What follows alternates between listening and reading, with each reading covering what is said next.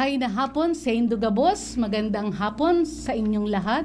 Good afternoon, maayong hapon sa tanan, buenas tardes.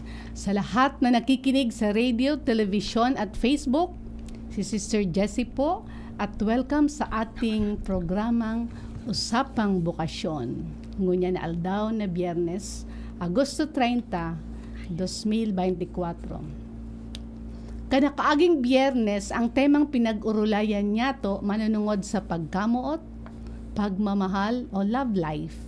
Ngunyan sa tuyang palalalimin ang usaping sino at ano ang mas mabigat at mahalaga sa buhay natin na ating pipiliin na makapagbibigay sa atin ng tunay na kaligayahan na walang hanggang o eternal happiness. Nakadepende sa ating tamang napili at desisyon natin sa buhay. Kaya ngayong araw na ito, may dalawang parte ang ating programa. Una ang recap at dito makakasama natin ang dalawang magaganda, mababait at very good leaders ng Santa Rafaela Maria Students Home. At sa second part, ipapakilala din natin mamaya ang dalawa naming young, beautiful at mga in love sa Panginoon na mga Filipina ACI sisters. At bago ang lahat, pabatiin muna natin ang aking kapanalig sa programang ito, ang Usapang Bukasyon, na excited kasi mas marami tayong guest this afternoon. Hi po, I'm Sister Net. Happy to be here. Magandang hapon sa Gabos. At shout out sa akong papa, kay Ate Gigi, Mama ni Jojo, ug sa ilang mga pamilya, ug sa tanang at sa Gabos na mga Rafaelians at sa kanilang mga magulang. At syempre pa po kay Hana. Shout out din sa lahat ng mga miyembro ng ACI family sa mga taga Sagpon, Daraga, Tandang Sora, Kaingin 2, Quezon City, Naga City at Katigbian, Bohol. At sa lahat na ADS all over the Philippines, especially ang batch 54 na acupuncture detoxification specialist. Last week, ano nga ba ang mga highlights na nakaantig sa akin, no? For the recap, meron pong tatlong bagay. The first po is that we are all sexual beings regardless of vocation, using as my working definition for human sexuality as a capacity to love and be loved. And secondly, while it is true that we can get inspiration from having a boyfriend, a girlfriend while studying, sometimes being in a romantic, exclusive relationship can cause unnecessary stress sa life. Dahil marahil, you might have the right love but at the wrong time. Palalalimin natin ito mamaya. I agree that inspiration is important. It's really true that we need to be well motivated, especially our students upon entering college life. Kasi hindi po biro na madami pong challenges talaga upon entering college life. And then pwede silang panghinaan ng loob. But if they start to think kung para kanino tong ginagawa nila, para saan? Kahit mahirap yan, di yan susukuan. And the inspiration need not be a boyfriend or a girlfriend. Maaring pamilya, maaring pangarap. Kung ano man to, one thing is certain. We need the inspiration of the Holy Spirit to guide, accompany, and strengthen us. Nais ko lang bigyan ng diin ang role ng third person of the Holy Trinity, ang Holy Spirit po, sa ating buhay, especially in times of decision-making, our daily options, choices, in all our endeavors and activities. Importante po na mapuspos tayo ng banal na Espiritu. Totoo po ang Espiritu Santo. I can vouch on that. Kasi alam ko sa sarili ko, di ko kayang humarap dito sa inyo. Masyado akong timid. Without the help and the inspiration of the Holy Spirit po.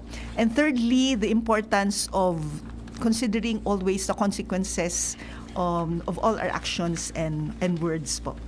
Okay, bago tayo magpatuloy, i-welcome muna natin ang ating dalawang kabataan from Santa Rafaela Maria Students Home. Young ladies, you introduce yourself. Hello po, I'm Jessa Malon Sonoria, a third-year BS Computer Science student from Bicol University.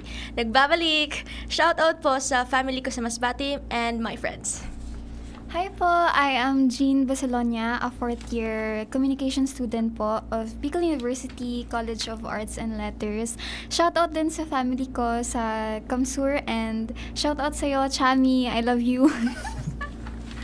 Okay, handa na ba kayo? Yes po. Okay, so to begin with, last week we were saying that the disadvantages of having a boyfriend while studying outweigh its benefits. Now we're going to put flesh on it by asking our mga kagalang-galang na mga panauhin galing sa Santa Rafaela dorm.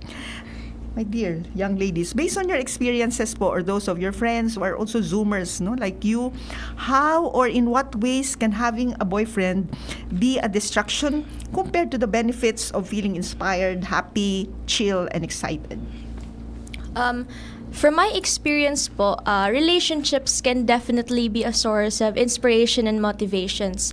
But they are not always smooth sailing. So when things get rocky, it can really mess your focus, especially if you have a quiz or an exam coming up, and it's really hard to focus all your attention to studying when your mind's wrapped up in a relationship drama. And having a boyfriend po is a lot of fun. You know, they can be a source of encouragement when you feel happy or when you feel you got overwhelmed by your problems. Pero they can really be a distraction, like managing your studies and relationship. Ano pa ba? Partying and social life. And one may lose study time due to late night movie or weekend trip. And communication difficulties, they're inevitable na in relationships. Then long lectures, assignments, or any academic matters that may result in little time for your boyfriend that can cause misunderstandings. So college is a time for discovering more of yourself, but sometimes you might feel pressured to act a certain way to impress your boyfriend, thereby eliminating the possibility of becoming the real you. All right, very well said. Nothing to add, Your Honor. We also enumerated last week po many temptations, namely peer pressure, curiosity, rebellion, media influence, rape, lasciviousness, extortion. From your experience or from that of your friends and acquaintances or people you know, is there a possible connection among these temptations? Bali yung mga possible downside ng kung may karelasyon ka habang nag-aaral. Or something like a domino effect, one leading to another. And what do you think needs more attention? From what I've seen and went through myself, it all starts from a lack of guidance because the family is supposed to be the first place where we learn a lot of our firsts, our values, our life lessons. But when that is missing, I think it can lead to rebellion. And then peer pressure comes in because we will seek support from those people who get us, who validate our experiences, our feelings. And then when you add social media to the mix, it gets worse. I've seen so many of my peers get caught up in trend because they're driven by curiosity and ultimately falling into traps like abuse, extortion, and many other harmful things. Peer pressure and curiosity may force you to do things or try things you would not normally do, such as drugs or alcohol. These substances can reduce restraint, leaving you vulnerable to things, uncontrolled sexual behavior. The media has the ability to influence perceptions of relationships and sex, making you feel compelled to rebel against what you believe in. Extortion is one of the scariest consequences of sending provocative pictures or videos, which are frequently incited by the media. So what needs more attention? First, communicate openly. Communicate open. It is important to talk openly with friends about expectations and boundaries to help you overcome peer pressure. And it's also important to develop self-esteem, being confident and comfortable with who you are makes you less vulnerable to what you see on television and on any other media portrayals, and or becoming a victim of extortion. And lastly, know your limits. Talaga, understanding your limits and what you want will help you avoid making reckless decisions, especially when under the influence of alcohol or drugs. Yeah. From your answers, there's really a chain of reaction, no? Or a domino effect, no? Napakahalaga po na pipiliin nyo ang circle of friends kasi napakalaking impluensya po ng mga kaibigan sa stage na ito, no? Sa itong stage of teenage life, college life, no? Sana piliin ang mga kaibigan na makakatulong sa iyo na makamit yung pangarap at ma-live out ang mga values na pinanghahawakan mo. And it all boils down to the importance of a family that nurtures, guides, supports. My dear parents, mahalaga din po to form values and build character po sa mga anak nyo, starting at home. Kasi you will not be there with them 24/7. So, and most importantly, my dear parents, I hope you would really introduce God in their lives. Kasi once they know God, they will know who they are in His heart. Their dignity, their worth, mahalaga po yun. And if they know that, I'm sure they're gonna take care of themselves and eventually know how to love and serve Him in others. Now, we proceed. Again, from your experience, what benefits can you share with us in not having a boyfriend? Does that make you feel like a manang? Bisaya, no? Manang, parang alam niyo yun, old maid. O, yun nga yun. Or nauupi ka, or in case all your friends have GF and BF, at kung titingnan mo sila, lagi silang happy, angat, and then you start to feel insecure. Tapos wala kang maipost sa FB mo na may kasama ka, may kalambingan like the others, and then you start to feel self-pity, especially sa araw ng mga puso, Valentine's Day. Wala kang magawa at sasabihin mo na lang sa sarili mo, sana all. So, how would you comment about this? And what suggestions would you make to maintain chastity even with those with boyfriends and girlfriends? Honestly, being single has its perks. Ang dami pong perks ng being single. It's freeing, less stress, and less worry.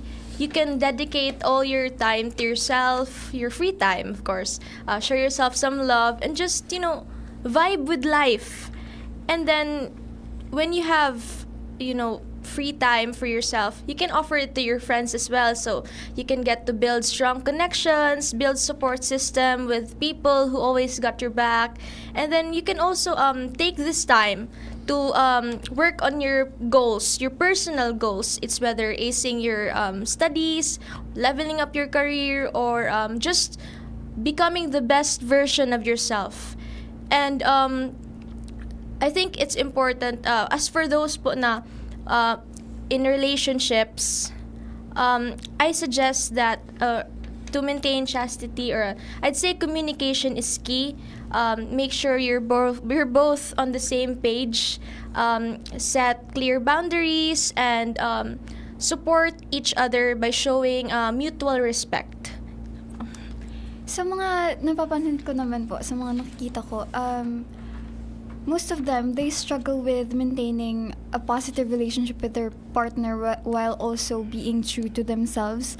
I think, discuss with your partner your expectations for physical intimacy, like respecting each other's boundaries and, each other's comfort level. It will also help if you find other ways to connect, hindi lang puro, about physical contacts. Spend time doing activities you both enjoy that don't always involve like physical things. And also having a support system who understand your decision and will not force you to do something you don't want, and something that many men fail to understand is that it is acceptable to say no, to decline physical intimacy if you are uncomfortable with it. A real partner will accept and respect your decision, and a good and healthy relationship should not compromise your values and goals. Yeah. Actually, there are 3 dimensions of sexuality, human sexuality po. Ang first is primary, and then secondly is affective, and the thirdly is genital.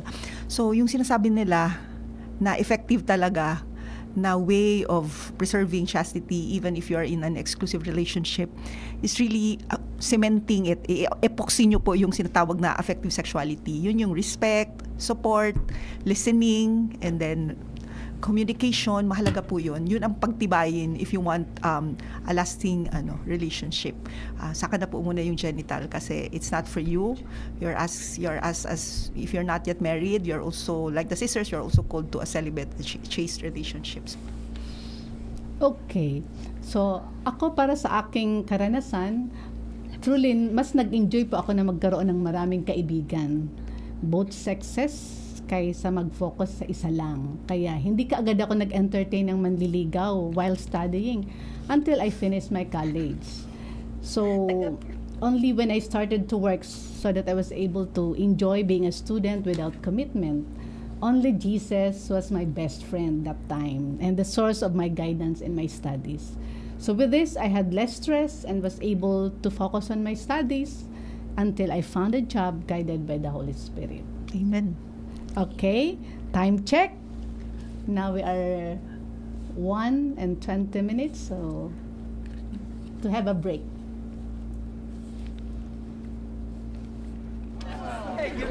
Kaming magtutropa, laging ganado. Sa trabaho, Ganado! Sa pamilya, Ganado! At syempre, kapag good times, ganado! Ang mga selebrasyon kasama ang tropa, walang katulad basta may moderation, healthy lifestyle, at Liverade. Ang Liverade ay may silimarin na maaring makatulong sa kalusugan ng atay. Araw-araw kaming umiinom ng Liverade dahil kami ay Ganado sa kalusugan! Liverade, It's Liver Lover, boys! Mahalagang paalala, ang Liverade ay hindi gamot at hindi dapat gamiting paggamot sa anumang uri ng sakit. Tulong proteksyon at pampalakas sa kalusugan ng atay. Liverade Silimarin Capsule. Mabibili sa mga leading drugstores nationwide. Surf! Surf Active Clean Instant Galing. Instant ang white, instant ang bango. Mula babad, instant white, instant bango. Whitens in as fast as 1.5 minutes. Based on internal technical tests on cotton after one wash, results may vary. Surf Active Clean Instant Galing. Surf Singaling na mamahalin. Versus Brand X based on technical tests on polyester. Can't achieve daily goals dahil sa paulit-ulit na hilo, lata at putla? Baka iron deficiency anemia yan. Take doctor-prescribed Hemarate FA with 60 milligrams of iron recommended for Filipinos. Per DOH AO number 2010-0010 with proper diet and exercise. Daily goals achieved with the help of Hemarate FA, the blood vitamin. Alagang Unilab yan. Iron, pyridoxine, vitamin B6, cyanocobalamin, vitamin B12, folic acid is the generic name of Hemarate FA. If symptoms persist, consult your doctor. Pagbibili ng gamot, dapat subok, dapat trusted, dapat dekalidad. Alagang Unilab yan. Alagang Unilab yan. Alagang Unilab yan. Mula kalidad ng gamot at vitamins ng Unilab at RightMed hanggang pampaganda ng UL Skin Sciences, alagang Unilab yan. Ubo, plemang nakabara, hirap sa paghinga. Dapat may dalang ginhawa. Kaya lagi kong bitbit, Plemex Forte Capsule. Ang Plemex Forte Capsule ay gawa sa halamang lagundi. Ginhawa sa ubo at hika. Magaan dalhin, madaling inumin. Plemex Forte Capsule. Basta lagundi, Plemex. Vitex Lagundo L is the generic name of Plemex Forte. If symptoms persist, consult your doctor. Tanggal ang plema, tigil ang ubo. Maluwag ang paghinga sa Plemex Forte. Basta lagundi, Plemex! Ang Plemex Forte Lagundi Capsule ay mabibili sa pangunahing butika o drugstore na malapit sa inyo. Adrian Salceda, Adrian Salceda. Padagos ang pagtabang niya sa sato padabata. Yan ang satong alkalde sa banwaan ni Pulangi. Taon-taon kadako lang mga naginibuhan niya. Idolo padabata si Adrian Salceda. Tunay na aki kang tercer distrito. Nonoy kap Adrian sa tuyang idolo. Adrian Salceda, padabat siya kan mas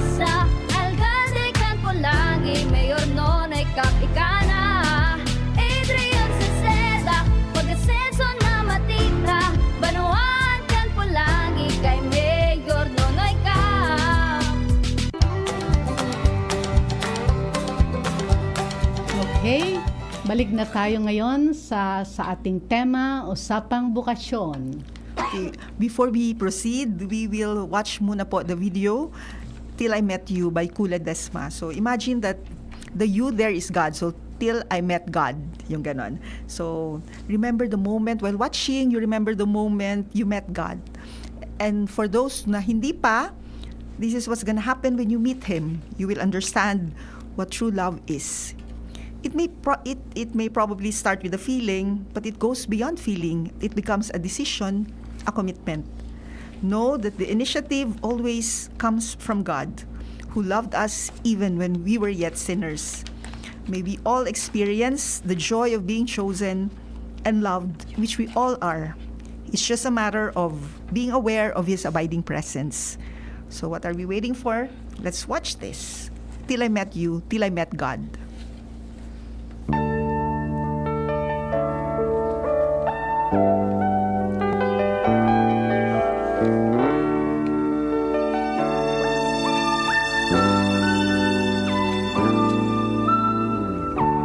I never dream, 'cause I always thought that dreaming was for kids, just a childish thing. And I could swear love is just a game that children play, and no more than a game. Till I met you, I never knew what love was. Till I met you, this feeling seems to grow more every day. I love you more each day.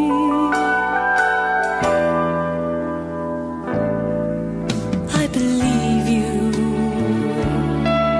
I believe in every word when you say I love you all the way.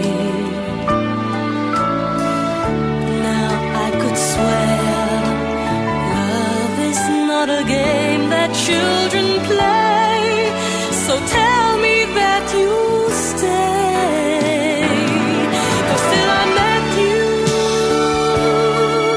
I never knew what love was. Till I met you, this feeling seems to grow more every day. I love you more each day. Whoa, whoa. You and I should be together. Can't you see? Can't you see?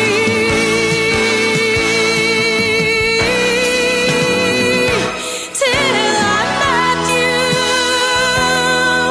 no, I never knew what love was. Till I met you, this feeling seems to grow more every day. I love you more each day.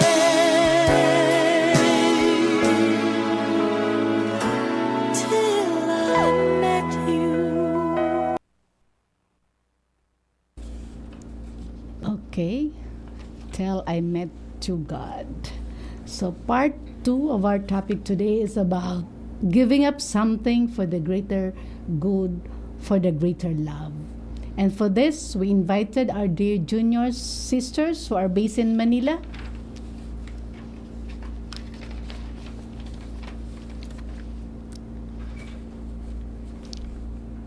Hi. Hi, Vicky and... Good afternoon po. Good afternoon.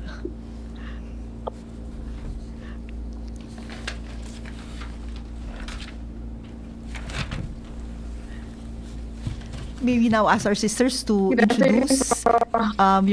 can you please introduce yourself, sisters, and then tell us what was your profession before you entered the congregation? Okay. So, I will start po. Yes po. Okay. So, good afternoon po sa lahat. Good afternoon, Sister Nat and Sister Jessie. At sa lahat po nakasama natin ngayon. Ako po si Sister Evie. I was an auditor sa isa accounting firm in Makati. I worked there for 1.5 years. Pero tubong Zamboanga del Norte po ako, Dapitan, Bisaya. So, before I became a sister, I practiced my profession po as a CPA. Thank you, Sister Ibi. She's a CPA po. Sister Ibi was a CPA, used to be a CPA. She's still a CPA right now, of course. And Sister Jelly? Hi, good afternoon, sister. Good afternoon, everyone. I am Sister Jelly, and I used to teach before I became a sister. I taught for 4 years in preschool. In 1 year in Tondo as ALS, or I was actually a Jesuit volunteer that time before I became a teacher, became a sister. So yun po. Yeah. Okay. Pareho po sila JVP, Jesuit Volunteer of the Philippines. And then, Sister Jelly naman was a teacher and she's still teaching right now. And maghambog na naman ako. Totoo naman. 10th placer po ito sa LPT. Yon. And then, teacher siya ng Ateneo before she entered. So, yon. So, welcome my dear sisters. We are really very happy to have you with us. Salamat sa pagpaunlak. Alam kong very busy kayo. Super busy as in. Si Sister Ibi may pasok yan ng 2 o'clock. Kaya, bilis-bilisan na natin to. So, tsaka hindi masyado maganda yung signal, yung reception. Pero, yung presence nyo na lang and your smile, ayos na yan. Kahit hindi masyado clear. No, pero, hindi ko alam. Sister Ibi, saan ka kayo? Nasa LST ka na ba? O nasa bahay? Nasa LST po ako, sister. Yes. Nasa isang ICU room. Okay. Sige po. So, can we already start po? So, the first question is, considering that choosing one is not choosing the other, can you please tell us what were your 2 options? What were the 2 options on your plate? And how was it like being confronted with these choices? And what was the feeling like?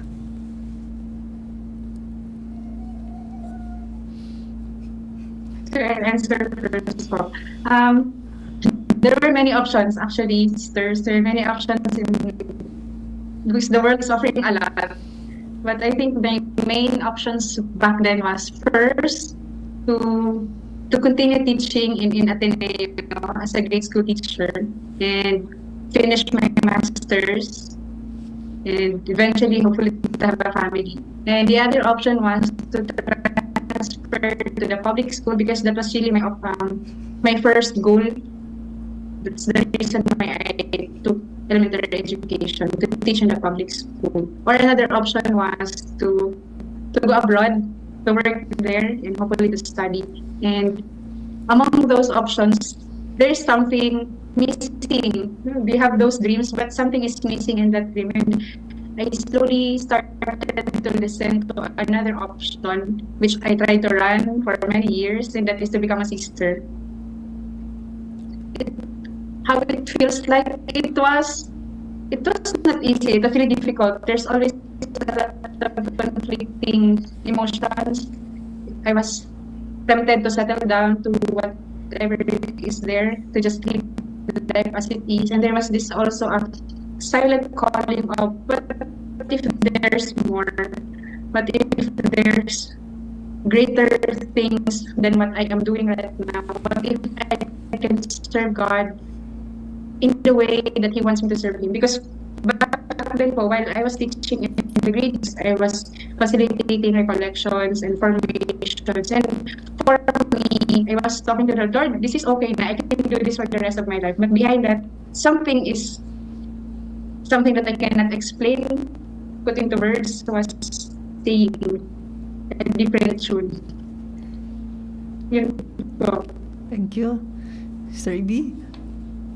So, sa akin po, siguro the dominating options then was to continue po with my career po. Kasi pangarap ko yun eh.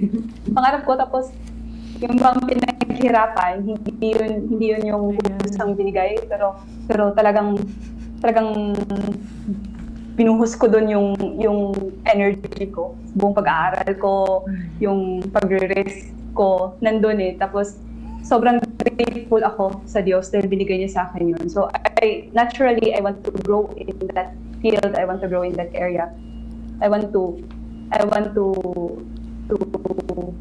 grow in integrating my values sa kung ano yung binigay sa akin ng Diyos na panghanap buhay. At siguro with that, use that to help my family. Parang be stable financially and settle down. Siguro, I don't know, at that time din wala pa sa concept ko yung pag-aasawa o be committed in a way na magiging madre. But there's also another thing inside me na kaya lang I want to be more than just doing things for myself. I want to be more than just this. Just pagpapayaman, just growing in my career. Parang deep inside may lumalalim na conviction na ayokong ibuhos ang energy at ang sarili ko sa pagpapayaman ng ibang tao. Why not? If isang beses lang din naman ako mabubuhay, bakit hindi ko i-suspend ito in serving the Lord, in serving others, at palayain ang sarili sa pamamahal? So yes, yun po yung dalawa kong bibigat na options. One is to grow in my career, and the other one is to give myself to the service of God and others. Ang bigat, heavy.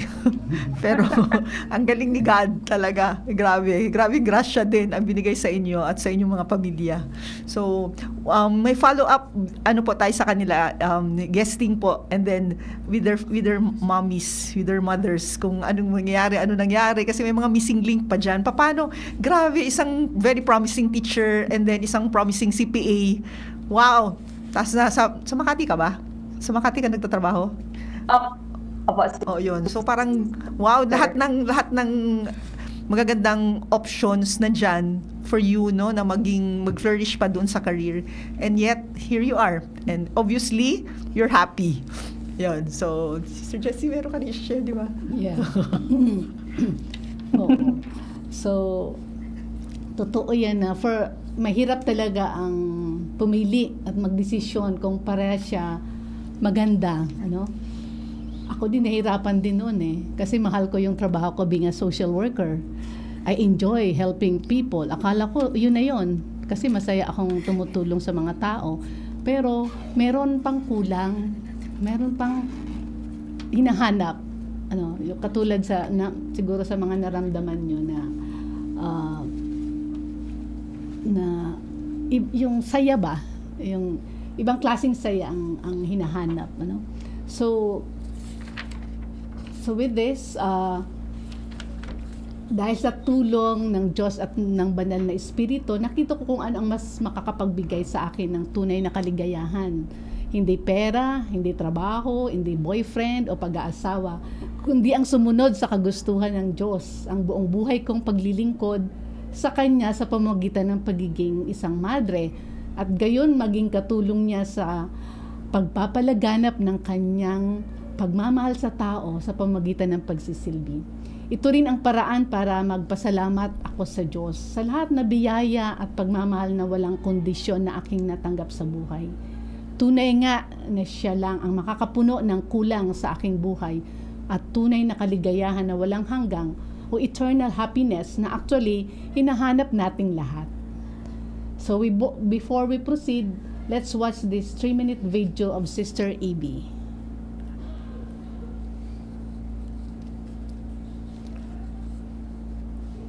God, yeah.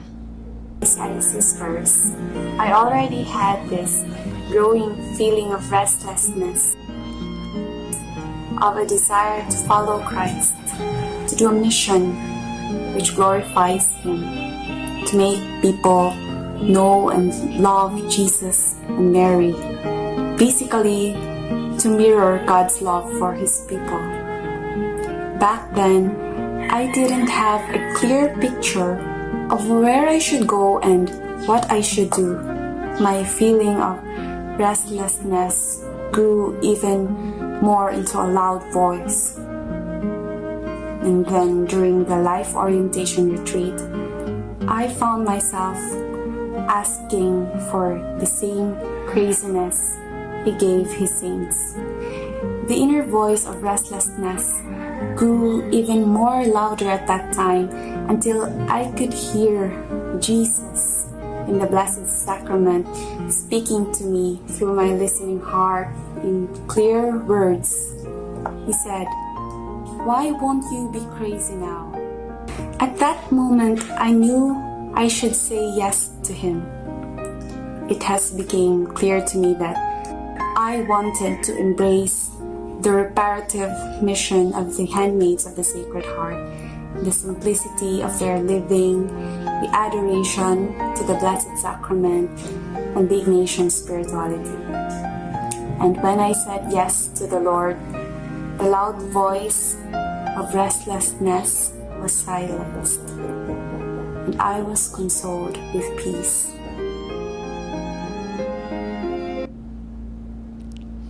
Gandang bata talaga. Yeah. That was Sister Evie without her veil. Okay. So, God indeed is the perfect lover who knows us through and through. We now proceed, Sister Net.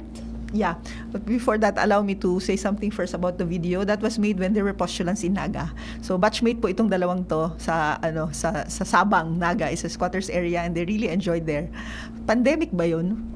O pre-pandemic? Pre-pandemic kayo nung when you were postulants, yeah. So yun, and then it's a really mission area yung Naga namin. We have a school there.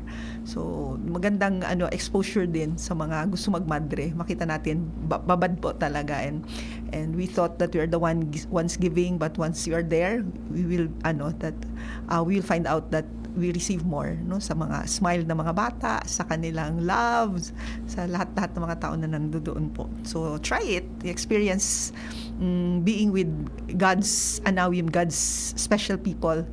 You make some exposure. If you want to have exposure, you go, like come and see, and then we can bring you to some exposures in our different communities here in the Philippines. So next question po, what was the greatest challenge you need to cross over just before entering to be where you are right now with your chosen vocation, and what were your feared consequences during that time? Alam ko may mga consequences, syempre lahat ng mga desisyon may consequences. Ano yung mga pinakatatakutan tama, feared consequences doon sa pinili mong desisyon? Sige, ako po, sister. So, the greatest challenge siguro po para sa akin is to take the courage to get out of my comfort zone. Hindi po ako natural na matapang. So, may kaduwagan. So, very challenging sa akin po yung take a step to answer to God's call, yung tumugon. So, kasi sa comfort zone ko, kung saan, inuuna ko yung kung saan sinisikap kong walang maipunan sa akin ng mga tao, doing my best. Yung gano'n, kung saan pinipigilan ko ang mga challenges to come in. Kasi I was afraid to be vulnerable and make mistakes. Kasi parang ayokong mapagsabihan ng masama, ayokong gano'n.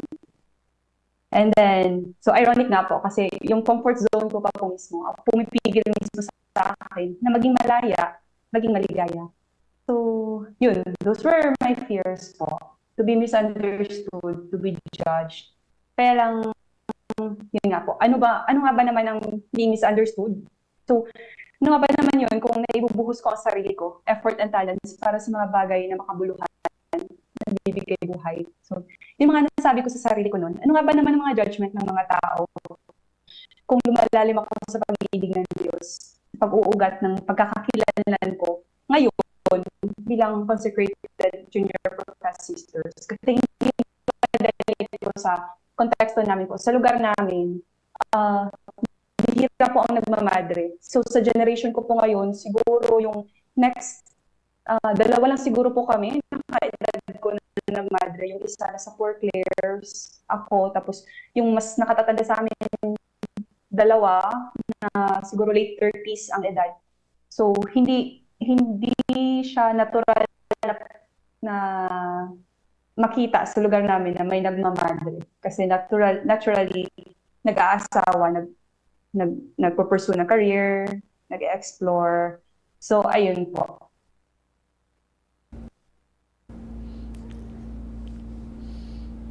Sa akin naman po, greatest challenge, yung tanggapin yung pagmamahal ng Diyos.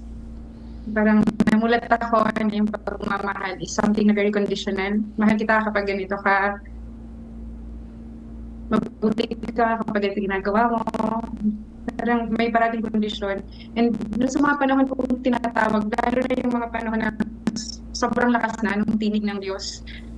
Very challenging yung tanggapin yung words na unconditional na love na nababasa mo lang, and the Lord is inviting me then to fully experience it.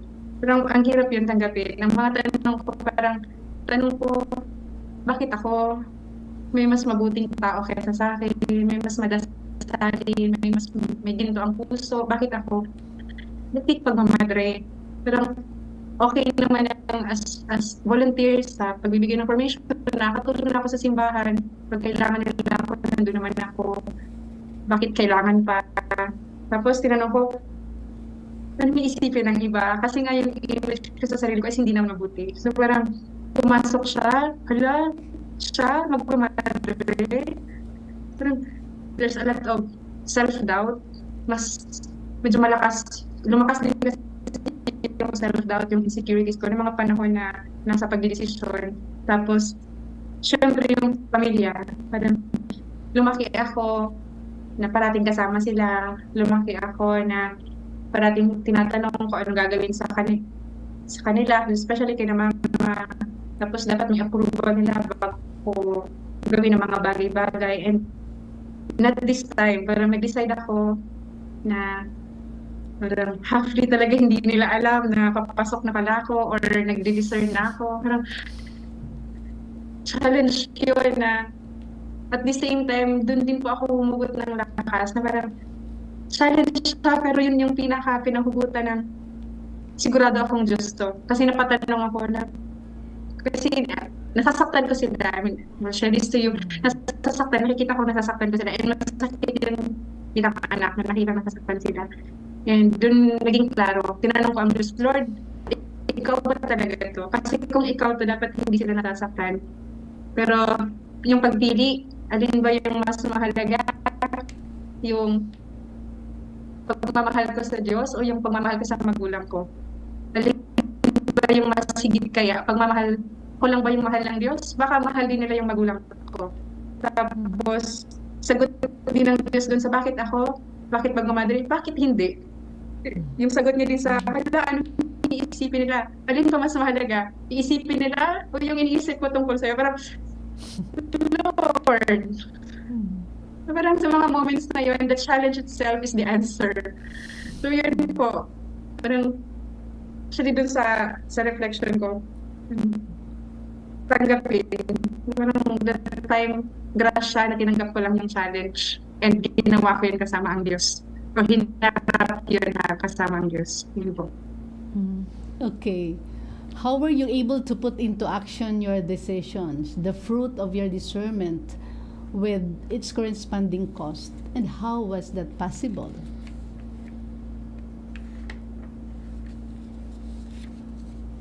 Yes. Okay. Ako po. Yeah, okay, sige. So, siguro ako, it was not a one-time big time na putting into action tapos ayun na, tapos na, pumasok na ako, lumadin ako. No, I spent several months at home with my family pagkatapos kong mag-resign. Siguro, partly to condition them, din naaalis ako, magmamadre ako, at partly also magpapakilala ako sa mga pamangkin ko kasi babies pa sila. Tagal nila ako hindi makikita. So, and all throughout those times, I prayed and prayed. And doon ko siguro one of the very seldom moments nung nasa labas ako, na ramdam ko yung pag-accompany ni Mama Mary. I really prayed for her intercession. I prayed rosaries. Parang hindi ako naging ganun kamadasal. Siguro I felt the need of her accompaniment kasi kung ako lang hindi ko talaga kayang mag-isa yun. Parang kung ako lang talaga ako. And then, so yun, and the more I na walang takot, the less I felt. And the lesser the fear, the more joyful I become. I'm not anymore talking about going out of my comfort zones to face challenges. No, I'm talking about transcending and embracing God's plans for me. Kasi swak ko eh. When God's desires and my desires met, I felt yung immense joy, yung nag-uumapaw na galak.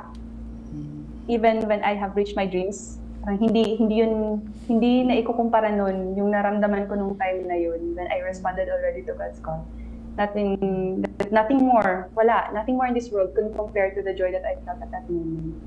So, how did I put my decision into action? Siguro the better question for me when I reached that moment was, why would I wait any longer to put my decision into action? So, ano pa bang drama ang hintayin ko? Well, kasi alam ng mga sisters, alam ni Sister Jelly at ng formator namin si Sister Amabel kung gaano ako ka-dramatic. So, yun na, gaano pa ba daming drama ang hihintayin ko para tumugol? So, I know I had to go because God said, come follow me. And that's the most beautiful words in my contemplations na narinig ko during those time of discernment. Na it's Jesus Himself, God Himself, desiring me to follow Him. So, alam kong yun ang ikaliligaya ko. So, yun pa. Thank you. Thank you. Thank you. Sa akin po, Diyos pa rin. Diyos pa rin po yung nagtawid sa akin at patuloy na kasama ko sa pagtawid.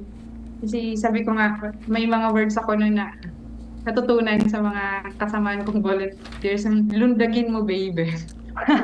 Yung wala yung iba, actually, tumanan ka na lang kasi yung desire lang naman ng puso mo is sundan ng Diyos. Tapos hindi mo naman sigurado kung saan ba talaga. Alam mo, pwede ka mahirapan, may mga consequences yan. Pero parang iniisip ko na, parati ko na yung pinipili ko na yung gusto ko. And pansamantala masaya, pang mababaw na masaya. Pero sa deep inside, nakaramdaman ko ng emptiness. May part na ayoko na ng ganun. And yun nga, till I met Him, nung nagsimula na akong nakilala siya at nalaman ko na siya lang naman talaga yung magpupuno sa akin at magiging tuloy na kaligayahan. Rinab ko na yung pagkakataon na yun. Kasi sabi dun sa recollection, actually may mga recollection pa akong pinuntahan para matulungan ako dito. Maliban sa yung recollection na ino-offer ng mga madre, ng mga ACI sisters, nagkaroon din kami ng pagkakataon na mag-recollection sa Ateneo for 3 days. And sabi doon, kung ano yung pinaka gusto mo, yun din naman yung gusto ng Diyos sa'yo. Your deepest desire is God's deepest desire for you. So, very striking sa akin yung word na deepest. Ibig sabihin, baka yung akala kong desire ko, hindi pa talaga yun yung desire ko. Ibig sabihin, hindi ko pa naabot yung kagustuhan ng Diyos. So, yun, bumitaw, nagtiwala sa Diyos, tinanggap, sinubukan, tanggapin yung pagmamahal niya, offer niya. Sabi niya, yung mga tanong ko na bakit ako, sabi niya bakit hindi. Tapos yung sa Bible na kung sino mang pinili niya, ginagawa niyang righteous, hindi naman righteous bago piliin. Yung concern ko sa family ko, sinagot niya ako. Sagot ko sila, okay po Lord, ikaw bahala. Yung mga, may always naman kasing assurance, sabi nga yan, God's grace will always be enough. So yun po, pinahugutan ko yung recollection ko, yung mga encounters ko with the Lord, and pinahugutan ko yung God's words sa Bible. So yun po, yung nakatulong po yun. We will have the final question. Was it worth then? Parang Sige po. So for me, was it worth it? Yes! Very big yes. And it was still even more than what I deserve.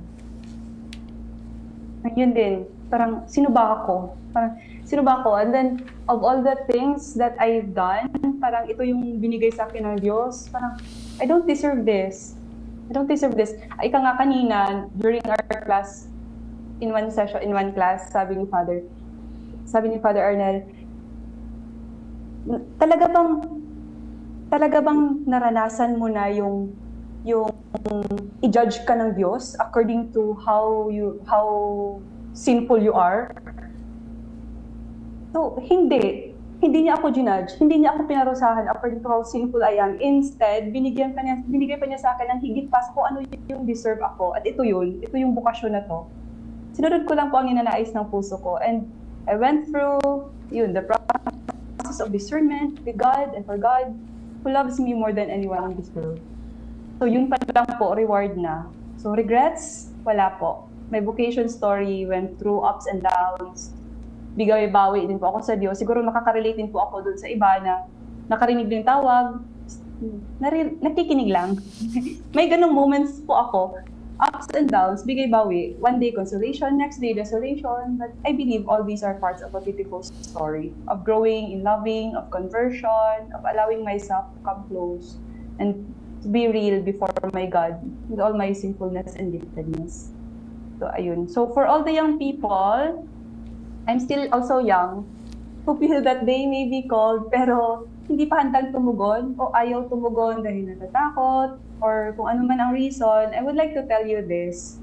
Ang Diyos na siyang lumikha po ng lahat ng bagay na meron ka at ako ngayon, and His love is greater and more powerful than whatever it is that you are afraid of.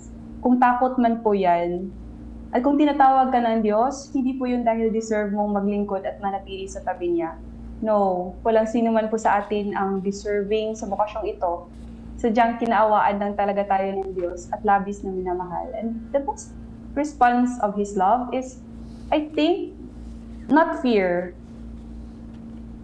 Fear is never the best response of His love. Kaya, ayun, so bago po ako umalis, I want to read you this excerpt from a poem that is popularly attributed po kay Father Pedro Arupe, SJ. Nothing is more practical than finding God, than falling in love in a quite absolute and final way. So, sa ating lahat, fall in love, stay in love, and it will decide everything. Yun po sa tingin ko, the best response to God is never fear, but faith and love. Okay. Thank you po. Thank you. Bye-bye. Bye-bye. Bye po. Bye, sisters. Regards. Sister Jelly, Love hindi you ka pa. all. Ay, Sister Jelly, hindi ka pa tapos. Hindi pa siya nag-goodbye.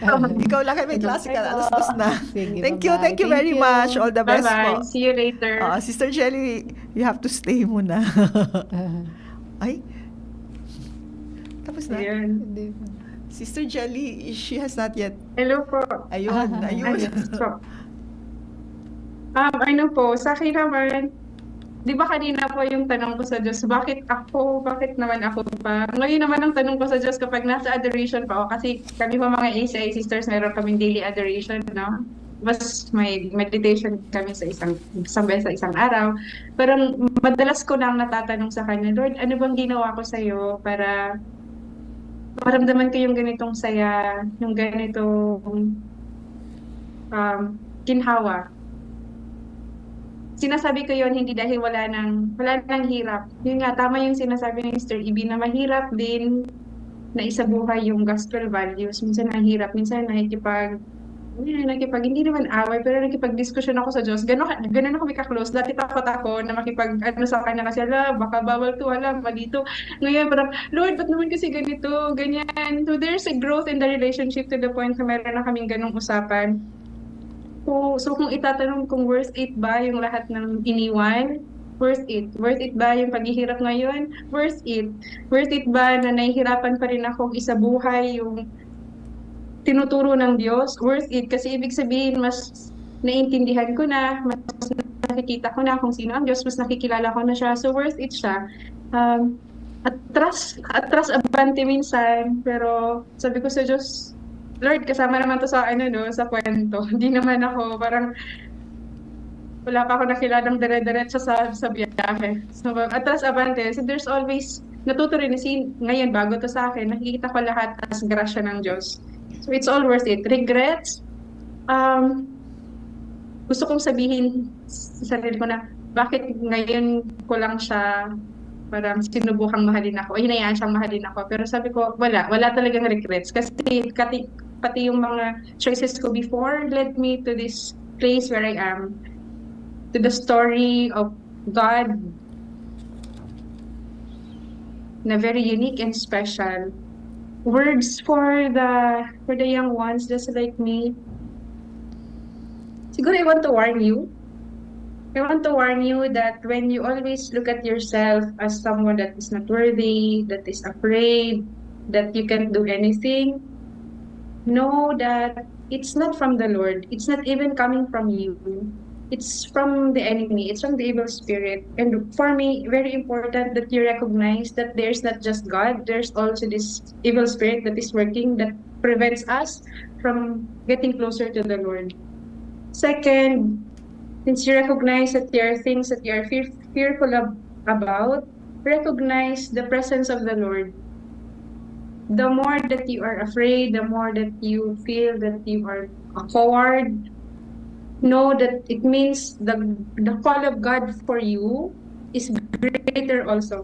It's not just for pagiging madre, pagiging pare, pagiging mag-asawa, pagiging single, kahit sa anong aspeto ng buhay. Kapag mas malakas na yung temptation, ibig sabihin mas malakas yung tawag ng Diyos sa'yo para maging banal. So, subukan pakinggan ng Diyos, subukan lumundag, na may takot, okay lang yon, basta alam na para sa Diyos yon, at Diyos din ang pupuntahan. So, I hope, it's my desire na maramdaman nyo din yung joy ng sinusunod ang Diyos, joy na kasama ang Diyos. And we will be very happy if we will see you, for those young girls listening, if you will journey with us. Ibang joy din yun. Pero joy na, enough na joy na sinubukan mo na sundan ng Diyos, mahalin ng Diyos, at hayaan kang mahalin ng Diyos. Yun po. Okay. Thank you. Sige. Totoo lahat ang sinabi ni Sister Abby and Sister Jelly na pag sumagot sa tawag ng Diyos na sumunod sa Kanya at buong buhay ialay sa Kanya, talagang yun ang magbibigay ng totoong kaligayahan. Dahil yan din po ang nangyari sa buhay ko. When I say yes or fiat sa tawag niya, it was truly the day I experienced a different kind of joy, unexplainable kind of joy o kaligayahan. At araw-araw pinapatingkad niya ito habang lumalago naman ako sa pananampalataya at pagmamahal sa Kanya. God is truly faithful in His promise that whoever follows Him and lives his or her family, profession, work, house, etc. will receive 100-fold. Hanggang ngayon po ay nararanasan ko po ito at ang lahat ng sa amin na sumunod sa Kanya. Kaya ang masasabi ko lang sa lahat na tinatawag ng Diyos na sumunod sa Kanya, na pagmamadre o pagpapare, huwag kayong matakot kasi ang tumatawag sa inyo ay isang Diyos na tapat sa Kanyang pangako. Kaya mga magulang, tulungan ninyo ang mga anak ninyo na makita at marinig nila ang tawag ng Diyos at makasagot para sa tunay na makita ninyo ang anak ninyong maligaya at meron fulfillment sa buhay.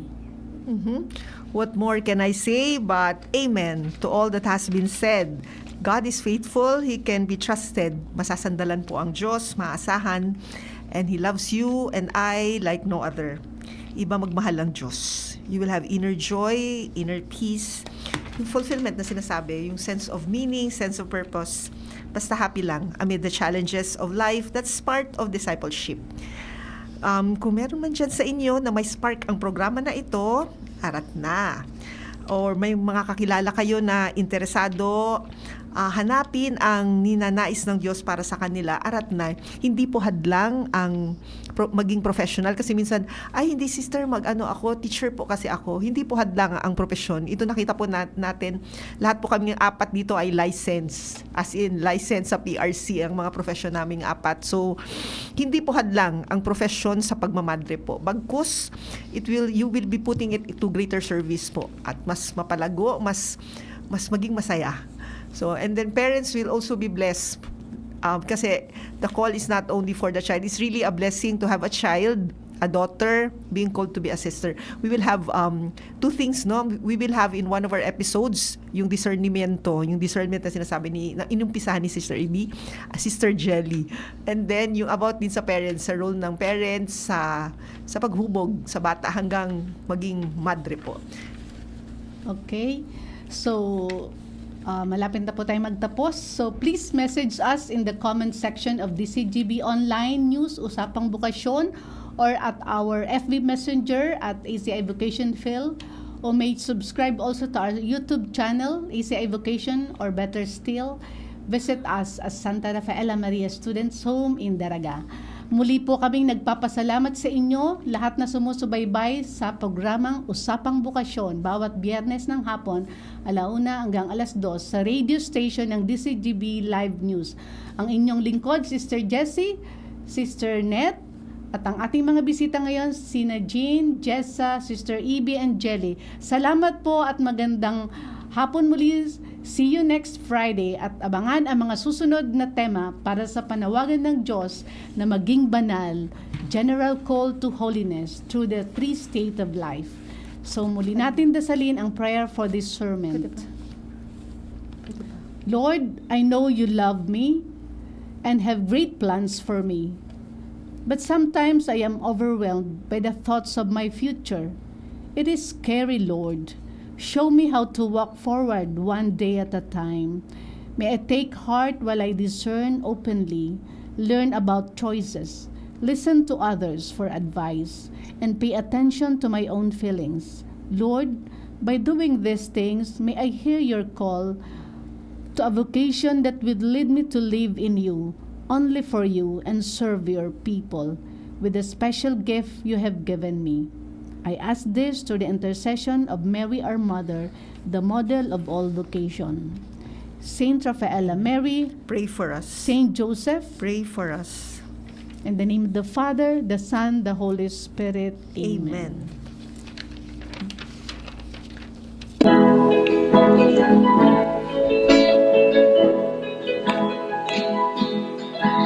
Trying to be a blessing to others, being there for them, and simply being grateful for everything.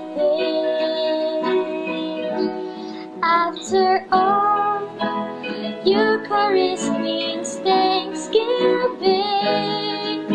When service becomes an overflow of a grateful heart, that is life.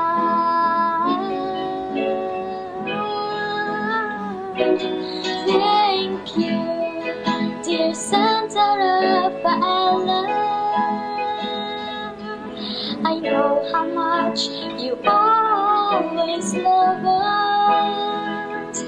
Thank you for witnessing a good Christian life to the youth of this generation.